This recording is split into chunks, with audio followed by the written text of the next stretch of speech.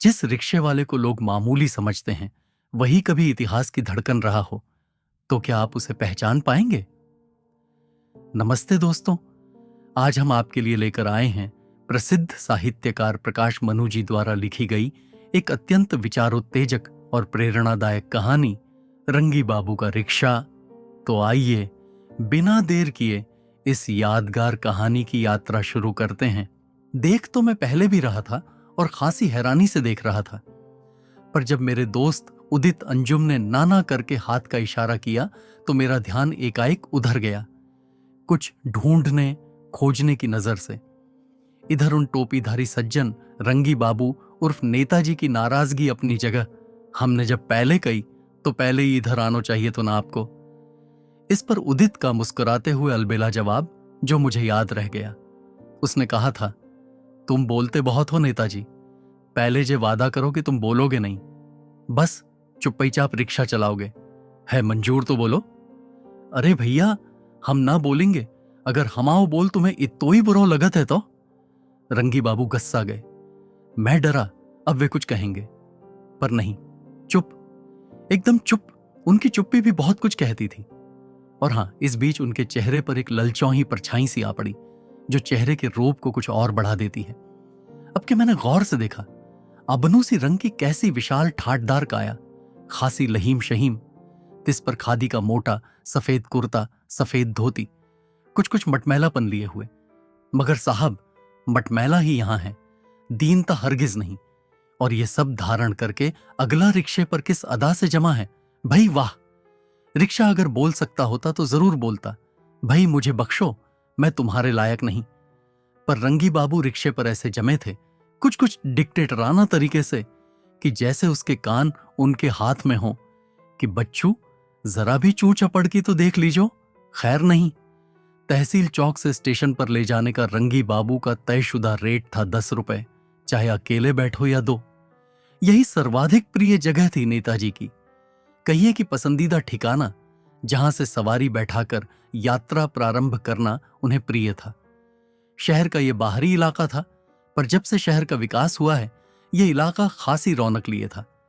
3 inter college और एक लड़कियों का डिग्री कॉलेज इसी चौक से आकर जुड़ता था। लिहाजा सुबह से रात तक चहल पहल, रंगों की खुशियों की बहार। अलबत्ता हम बैठे और रिक्शा चल पड़ा। वाकई चल पड़ा। आश्चर्य! मुझे अपने गलत होने पर तीखी झुंझलाहट महसूस हुई। मैं सचमुच गलत था। रिक्शा तो उनका गुलाम नहीं, परिवार का सदस्य था, एकदम आत्मीय। कहां तो मैं सोच रहा था कि कोई 70 साल का यह बंदा रिक्शा चलाता कैसे होगा, और कहां अब यह लग रहा था कि रिक्शा तो बस उनके पैरों के छूने से चल रहा है, या शायद मन की सोच से। जोर कहां लग रहा है, लग भी रहा है कि नहीं पता नहीं। मानो ये सब रंगी बाबू के लिए इतना सहज हो कि वे सांस ले रहे हैं और रिक्शा खुद ब खुद दौड़ा जा रहा है। मेरे होंठों से मानो निकलना ही चाहता था, वाह नेताजी वाह, कुछ कुछ तबले वाले वाह उस्ताद की तर्ज पर उदित जाने क्या समझ बैठे, सोचकर रुक गया। और रिक्शा उसी तरह सर्राटे से दौड़ा जा रहा है जैसे रिक्शा नहीं, भगवान कृष्ण का रथ हो। अब तक इस प्राचीन शहर के उन महान नेताजी में मेरी गहरी दिलचस्पी जाग गई थी, मानो वे आदमी से ज्यादा इस शहर की प्राचीनता या कहिए पुरातत्व से जुड़ी कोई शय हो, कोई ऐतिहासिक भग्नवाशेष। ये रिक्शा कब से चला रहे हैं आप? यही सवाल पूछा जा सकता था बात शुरू करने के लिए। मैंने पूछा। चुप्पी, एक क्षण के लिए चुप्पी, बड़ी ठोस। इन्होंने सुना भी कि नहीं? लगता है उम्र का असर। इस मूक सवाल के साथ मैंने उदित की ओर देखा। वह मेरी बात को शायद कुछ और गुंजार के साथ नेताजी तक पहुंचाना चाहता था कि इतने में टूटी चुप्पी टूटी, और एक क्षण के लिए मुझे यकीन नहीं आया कि यह खनकदार गूंज इसी पर्वताकार जिस्म से निकल रही है। जिंदगी गुजर गई बाबूजी, अब तो इसी में गला दी बाबूजी, हमन ने तो अपनी पूरी जिंदगी। नेताजी की भारी और कुछ कुछ खरखरी आवाज। पता नहीं उसमें कितना पछतावा था और कितना पूरे संतोष से जिंदगी जी लेने का भाव। फिर बोले, बस समझो कि अंग्रेजन के जमाने से चलता चला आ रहा है अपना रिक्शा। राजा की सवारी है साहब, इसी से पाल लिया इतना बड़ा कुनबा। 3 बेटे 4 बेटियां, यानी 7 बेटे बेटियां, 2 हम, 9 जने हुए कि नहीं। कोई मामूली बात है नौजनों का टब्बर पालना आज के टाइम में। पर अब ईश्वर की दया से सब अपने अपने घर में हैं, सुख से हैं। अब यहां शाहनाबाद में तो हम बूढ़ा बुढ़िया दो ही हैं। तो देख लो आप, बड़ा साथ दिया इसने, और अब भी बुढ़ापे की लाठी ही समझो बाबूजी।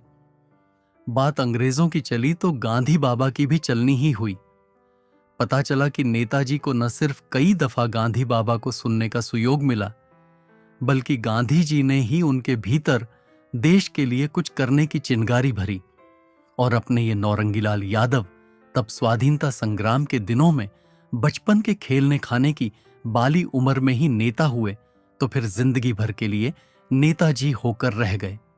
और सन 42 के दिनों में तो खुद रंगी बाबू की बातों से ही पता चला कि गांधी जी ने खुद बुलवाया था उन्हें और कहा था कि नेताजी, बस ये समझो कि शहर शाहानाबाद की जिम्मेदारी तुम्हारे कंधों पर है। देखना तुम्हारे शहर में कहीं हमारा भारत छोड़ो आंदोलन फेल न होने पाए। तब हमारे रंगी बाबू की उम्र जानते हैं कितनी थी? कुल 11 साल। मगर 11 साल के नेताजी 11 साल के किशोर नहीं, बल्कि पूरे एक भूचाल थे। पूरी एक संघर्ष वाहिनी थी उनकी, जिसमें उनसे दुगनी तिगुनी उम्र के उनके अनुयायी और प्रशंसकों की कतार थी। सो गांधी बाबा की इतनी सी बात सुनते ही रंगी बाबू ने छाती ठोंक कर कहा था, गांधी बाबा, आपने कह दी अपने जी की बात जो कहनी थी, अब हमारी सुनो। कल सवेरे ठीक 7 बजे जिला कलेक्ट्रेट और तहसील पर हमारा तिरंगा फहरेगा। किसी अंग्रेज माई के लाल की हिम्मत नहीं कि रोक ले। जब तक आपके नेताजी की देह में एक बूंद भी रक्त है, लड़ाई थमेगी नहीं। तुम्हारे नेताजी की बात एकदम पत्थर की लकीर है, समझ लो। सुनकर गांधी बाबा आश्वस्ति के भाव से कैसे मंद मंद मीठी हंसी हंसे थे, रंगी बाबू क्या आज तक भूल पाए? फिर गांधी जी ने विनोद भाव से कहा था, अरे क्या मैं जानता नहीं हूं इस बात को? ये तो सिर्फ इसलिए कह दिया कि देखें नौरंगी लाल, तुम जवाब क्या देते हो? तो क्या जवाब सही है गांधी बाबा? मैं पास हो गया। 11 साल के नौरंगी लाल यादव उर्फ नेताजी की विनम्र जिज्ञासा। बिल्कुल बिल्कुल सही जवाब। जवाहरलाल जब कभी मिलेगा, अब तो शायद जेल में ही हो हमारी मुलाकात, तो मैं उससे कहूंगा कि जवाहरलाल, जरा सुनो मेरी बात। ये शहर शाहानाबाद के हमारे छोटे से नेताजी क्या कहते हैं, इससे जरा सीख लो, तुम्हें बड़ी प्रेरणा मिलेगी। गांधी बाबा ने प्यार से रंगी बाबू के सिर पर हाथ फेरते हुए कहा था। और उनकी मुद्रा तब कैसी थी, इसे भला रंगी बाबू कैसे कहें? बस मुग्ध होकर इतना ही कहते हैं, बाबूजी, वो तो कोई आदमी नहीं थे, देवता थे। और देवताओं के बारे में तो हमने सुनो ही है, पर ये तो ऐसे देवता थे कि हमने खुद अपनी आंखन सौ देखो है। फिर जाने क्या रंगी बाबू के मन में आया कि उन्होंने बाबा तुलसीदास की विनय पत्रिका वाली शैली अपना ली। लोग कहते हैं कि किसी सच्चे भले आदमी का वर्णन तो कभी भी नहीं कर सकता। तो बाबूजी, हम तो अनपढ़ ठहरे, हम कहां तक वर्णन करेंगे? रंगी बाबू ने भावना में छल छल छल करता सवाल मेरी तरफ उछाल दिया है। मैं क्या कहूं भला? कुछ देर मौन सन्नाटा।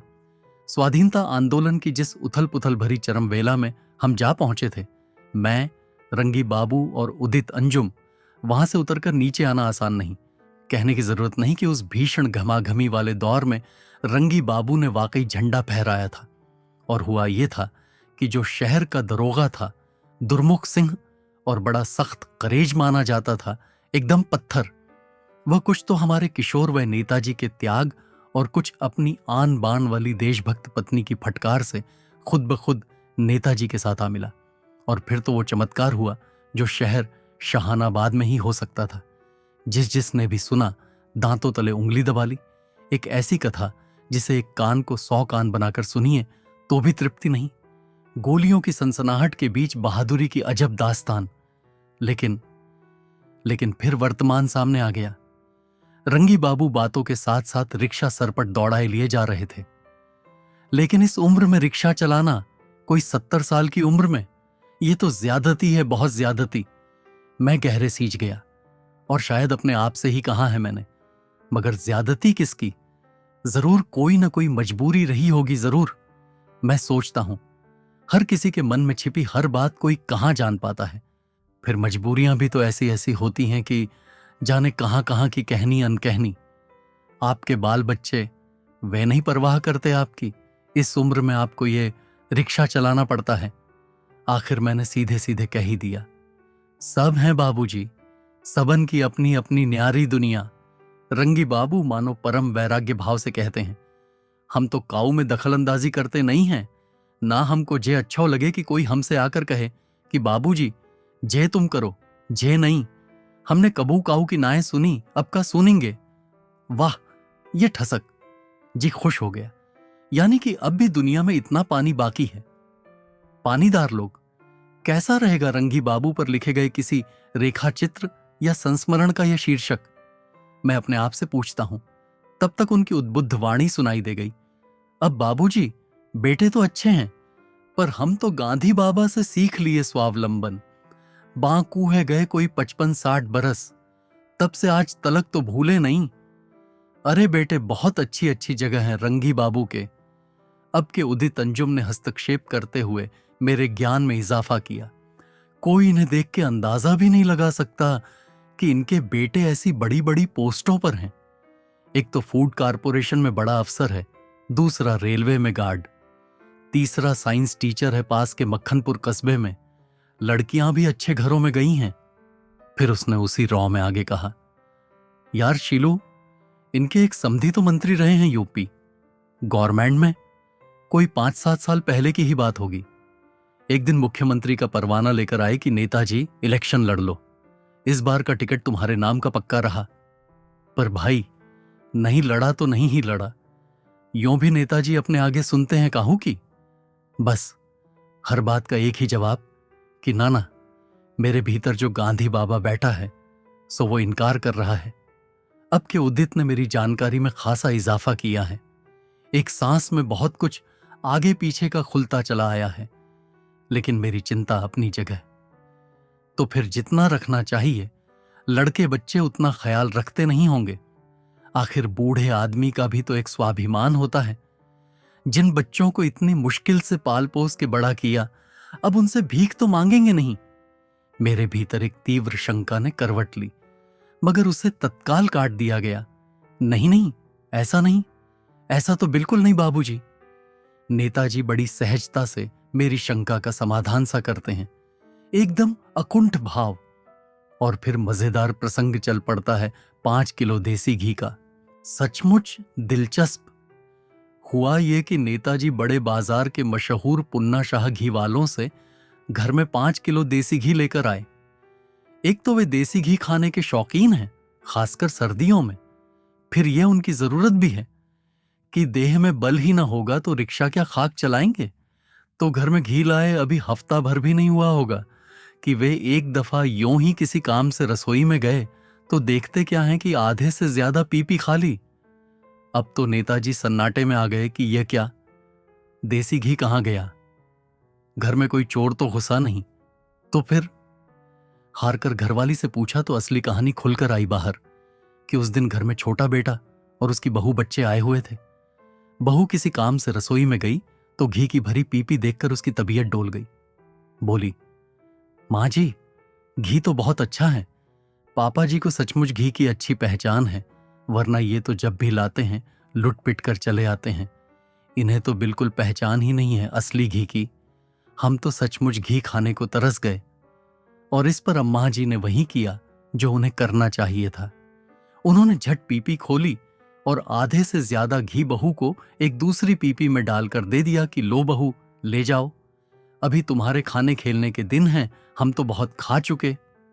तो अब समझ गए ना आप बाबूजी कि तीनों बेटे हालांकि टोकते हैं कि बाबू अब आप रिक्शा न चलाया करो, अच्छा नहीं लगता, पर नजर सबकी बाप की इसी रिक्शे की कमाई पर ही रहती है। खुद कमाता हूं तो चाहे देसी घी खाऊं चाहे सूखी रोटी, कोई टोकने वाला तो नहीं है। पर जिस दिन से बेटों पर आ पड़ूंगा, तीनों बहुओं की नजर इस पर रहेगी कि बुढ़ा काम ना धाम का, मगर खाता कितना है। मैं कुछ गलत तो नहीं कह रहा बाबूजी? मुझे लगा इस एक छोटी सी बात से ही नेताजी के मनमौजी जीवन दर्शन का पूरा मर्म मानो खुल पड़ा है। और फिर कई और किस्से। एक दफा बेटे बहू के बहुत इसरार करने पर नेताजी उनके घर गए तो इरादा तो हफ्ते 10 दिन रुकने का था, मगर तीसरे दिन ही वापस आ गए। घर आकर बताया कि ना जीना, वहां मेरा क्या काम, कि बहू तो हर बार मांगने पर चाय देती है और सो भी इतनी काली कि राम दुहाई। सो वे साफ साफ कहकर चले आए कि जहां मन की चाय तक नहीं तो वहां रहने का क्या फायदा। फिर सुना गया, बहू बार बार टेलीफोन करके सास से पूछती रही कि सासू जी जरा बताइए तो, आपकी स्पेशल चाय कैसे बनती है जो हमारे ससुर जी को खासी प्रिय है। अब के आएंगे तो मैं वैसे ही बनाकर पिलाऊंगी। सो दूसरी दफे साल 2 साल पीछे फिर गए, मगर थूक से बड़े तलने वाली इस चतुर मिठबोली बहू के यहां कुछ खास तसल्ली न हुई और लौट आए। और दूसरे बेटे के यहां तो और भी अजब किस्सा हुआ। उसे सरकारी फ्लैट मिला हुआ था जहां किराया मुफ्त, बिजली पानी मुफ्त। उसने बुलाया कि बाबूजी आइए, इस बुढ़ापे में कुछ दिन हमारे यहां भी रहकर थोड़ी सुख की सांस लीजिए। मगर बेटे के घर का सुख जहर हो जाएगा, यह न नेताजी जानते थे और न उनका बेटा। हुआ यह कि वहां सब कुछ मुफ्ती का था। सो रात दिन बिजली पानी की बर्बादी होती थी। नल चलता था मगर कोई उसे बंद करने वाला नहीं। सारे कमरों में खामखा बल्ब जल रहे हैं, पंखे चल रहे हैं। जरूरत हो या बेजरूरत कोई बटन बंद करने वाला नहीं। नेताजी सारे दिन पानी की टोंटी बंद करते और स्विच ऑफ करते करते परेशान कि भाई अपने गरीब देश में बिजली पानी की ऐसी फिजूल खर्ची किस लिए। मगर बेटे बहू का तर्क था कि अरे बाबूजी आप परेशान काहे होते हैं, कौन इस पर हमारा खर्च आता है, बिल तो सरकार चुकाएगी, कोई हम थोड़े ही। इस पर नेताजी ने टोका और तैश में आकर गांधी बाबा और स्वदेशी के विचार का बखान करने लगे कि भाई ये गरीब देश है, हम सभी को गरीब जनता के बारे में सोचना चाहिए। बिजली पानी फिजूल खर्च करना महज बर्बादी ही नहीं, इस गरीब देश में पाप है, घोर पाप। मगर नेताजी जब ये उच्चार रहे थे तो बेटा बहू ही नहीं, पोते पोतियां भी मुंह बिचकाकर उनका मजाक उड़ा रहे थे। नेताजी सीधे सरल चाहे जितने ही हों, पर अपनी इज्जत और स्वाभिमान के मामले में खरे हैं। बेटा बहू भी अगर उसके आड़े आए तो वे उनका क्या करते। सो साफ साफ कहकर चले आए कि भाई तुम ही संभालो अपनी ये पाप की लंका, मैं तो चला। और उसके बाद सुनते हैं कि उस बेटे के घर कभी उन्होंने अपना पैर तक नहीं रखा। बातों बातों में उदित के मुंह से निकलता है, नेताजी ये हमारे खास दोस्त हैं, बालापने के। इनके बड़े भाई साहब बल्बों वाली जो बड़ी फैक्ट्री है ना, उसमें अफसर हैं। आप तो जानते होंगे उनको, विनोद साहब। ये विनोद साहब के सगे भाई हैं। पहचाना नहीं नेताजी आपने इन्हें? अरे विनोद साहब तो खूब अच्छी तरह जानते हैं हमें। तो भैया उदित, तुमने पहले चो नाए बताई जे बात। इनके और भाइयन को तो जानत हैं हम, पर ये तो देखे नहीं, कहूं बाहर रहते का। फिर पता चला कि मैं दिल्ली में रहता हूं तो बोले, तो आप क्या विनोद साहब के छोटे वाले लड़का गुड्डन की शादी में आए हो बाबूजी? हाँ हाँ शादी में, पर भाई तुम्हें शादी का क्या पता? अरे ये लो हमें क्या पता। अरे हमें क्या नहीं पता, आपके भाई साहब जब 35 साल पहले फैक्ट्री में मामूली ओवरसियर बनकर आए थे तब से जानते हैं हम इन्हें। नेताजी हंसे और फिर भाई साहब के बारे में ही नहीं बल्कि शादी में कहां से कौन कौन आया, क्या क्या इंतजाम हुए और क्या क्या खाने बन रहे हैं, आदि आदि का पूरा कच्चा चिट्ठा खोलकर रख दिया उन्होंने। मेहमान तो कई रोज से आ रहे हैं ना आपके, उन्होंने कहा, और दावत भी खूब चल रही है।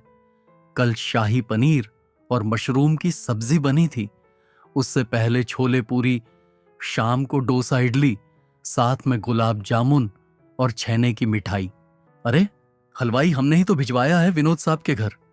और सुन लो, कोई 60-70 रिश्तेदार तो आ चुके और कानपुर वाले रिश्तेदार तो पिछले 3 दिनों से घर में आए बैठे हैं।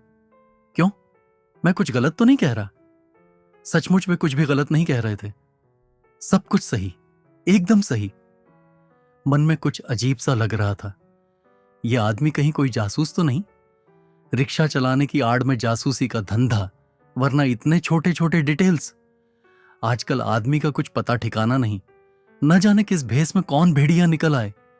कुछ और नहीं तो इनकम टैक्स डिपार्टमेंट का ही कोई जासूस हो तब। सुना है ये आजकल भिखारी विखारी की शक्ल में भी खड़े रहते हैं शहर के चौराहे पर। तो उनके लिए रिक्शा चलाना और रिक्शा चलाते चलाते भेद ले लेना कौन मुश्किल है। शायद इसीलिए उदित अंजुम इशारा कर रहा था चुप रहने का। मुझे क्या जरूरत थी खामखा इतनी खुदाई करने की।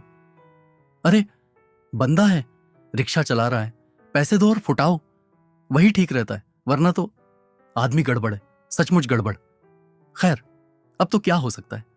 स्टेशन आया तो हम उतरे, जेब में हाथ डाला, टूटे पैसे न थे, 500 का नोट। अरे क्या 500? इतना बड़ा नोट, टूटे पैसे तो है नहीं हमारे पास। नेताजी ने अपनी मुश्किल बताई। एक क्षण संकोच में खड़े रहे, कुछ सोचते से। वे भी, हम भी। आखिर वे कुछ सोचकर रिक्शा वहीं छोड़कर गए, नोट तोड़ा कर लाए और सचमुच झटपट तोड़ा कर ले आए। चमत्कार, सचमुच चमत्कार। वरना शहर शहानाबाद में आजकल किसी का सिर तो फटाफट फूट सकता है, पर नोट, वह भी खासकर 500 का नोट तोड़ाना आसान नहीं। अगर आप जान पहचान के नहीं हैं तो पहला शक तो इसी चीज का होगा कि जरूर साला ठग है, हमें नकली नोट भेज रहा है। मारो साले को। और इससे भी बड़ा अचरज यह कि जिस पान के खोखे से वे नोट तोड़ाकर लाए थे, वहां बैठे लड़के ने नीचे उतरकर उनके पांव छुए और फिर बड़े आदर से फटाफट खुदरा नोट गिनकर दे दिए। मैं दूर से ही देख रहा था नजारा, बड़े ही आदर से और आश्चर्य से, मन ही मन बुदबुदाते हुए, अर्रे वाह रे नेताजी। फिर मालूम पड़ा कि पान के जिस खोखे से वे नोट तोड़ाकर लाए थे, वह नेताजी की मेहरबानी से ही अस्तित्व में आया था। एक कथा में से निकलती एक और कथा। सचमुच हो सकता है ऐसा, मैं पसोपेश में। पर उदित अंजुम ने तायद की कि सचमुच हुआ था ऐसा किस्सा कि एक जरा दिल फेंक तबीयत के लाला जी थे, लाला बेलाराम।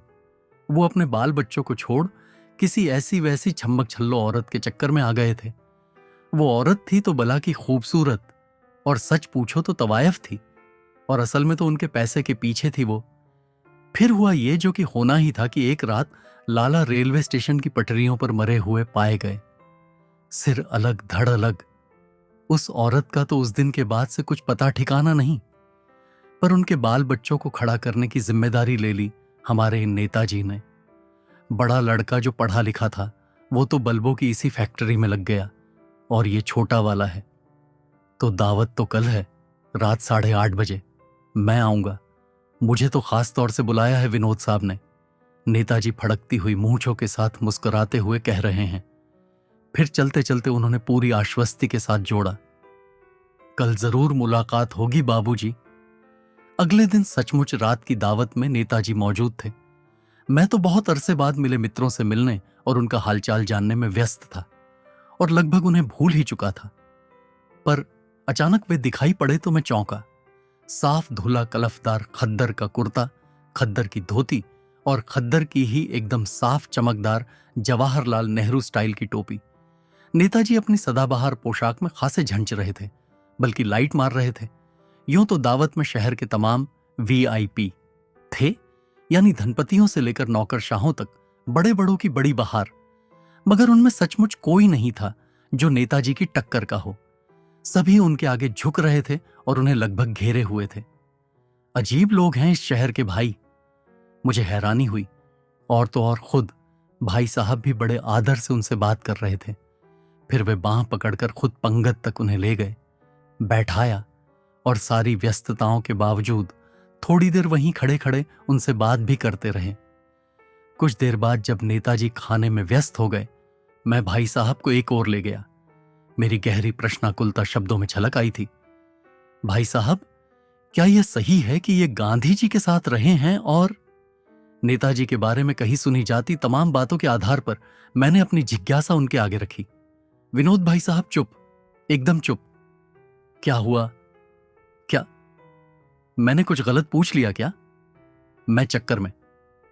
पता नहीं सही है कि नहीं, लेकिन यह तो एकदम सही कि इस फैक्ट्री में मेरी नौकरी इन्हीं की वजह से टिकी हुई है। भाई साहब धीरे धीरे एक एक शब्द पर जोर देते हुए कहते हैं। क्या? आश्चर्य से मेरा मुंह खुला का खुला रह गया। हां, शीलू। भाई साहब अपने में डूबे हुए से बोले। हुआ असल में यह कि यहां एक MLA हैं, ठाकुर डीडी सिंह। जाने कैसे उनकी दिलचस्पी इस फैक्ट्री में जगी।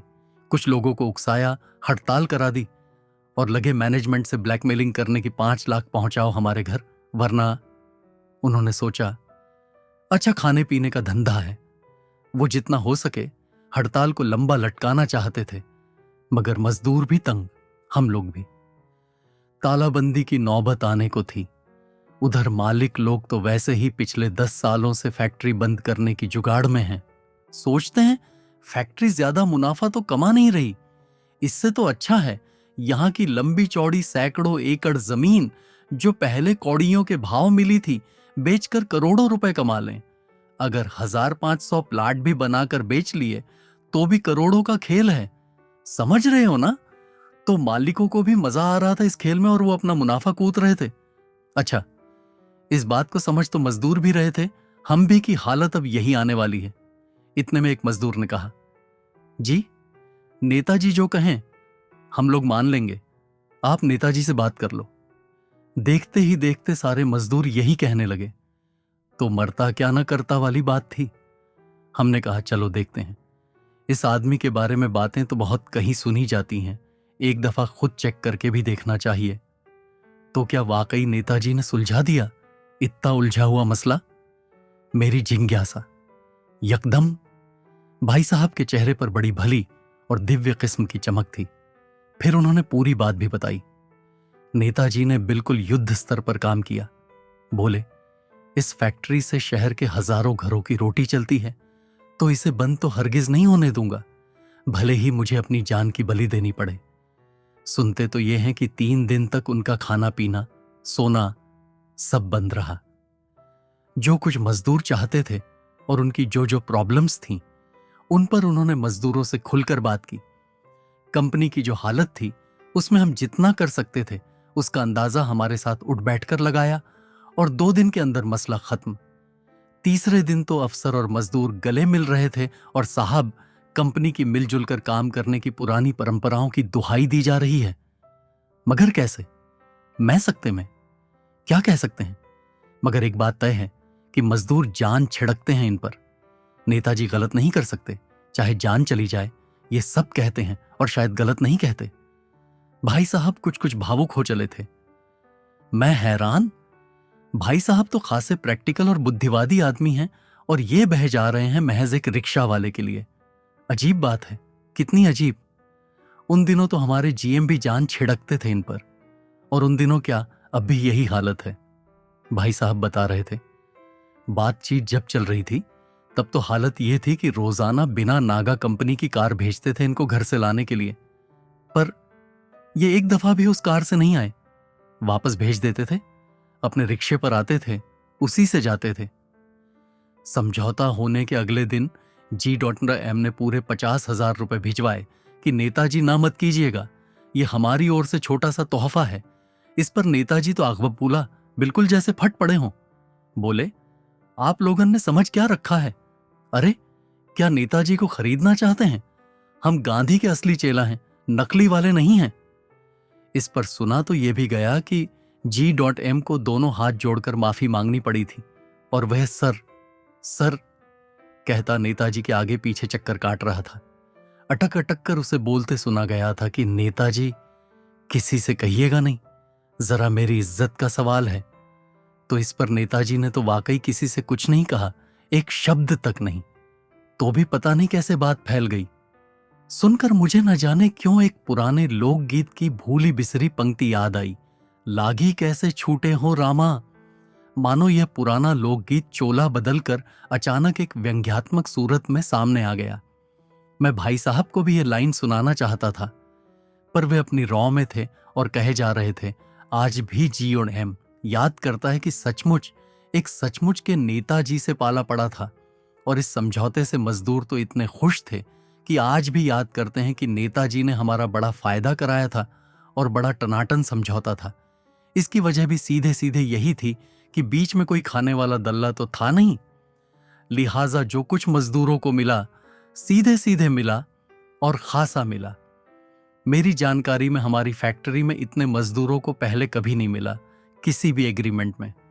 इसलिए मजदूरों से पूछो तो वो आज भी नेताजी की जय बोलते हैं और हमारे G.M का सिर आज तक नहीं उठता इनके आगे। और मुझे याद आया कि नेताजी जब बैठे थे तो साथ में जीटीएम भी था, मी सूरी या पता नहीं क्या नाम बताया था भाई साहब ने। और यह भी कि बंदा इंग्लैंड से मैनेजमेंट समेत जाने कौन कौन से कोर्स करके आया है।